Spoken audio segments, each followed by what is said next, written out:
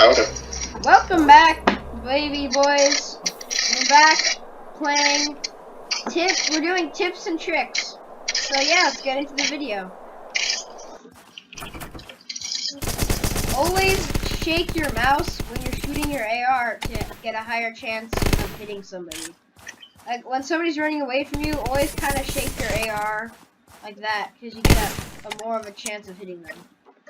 So yeah, pro tip number 1: spray your bullets. Spray them as much as you can.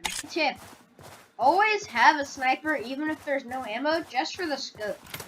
Just for like the scope around, so you have like an advantage on seeing players. If you're out of ammo, no fright.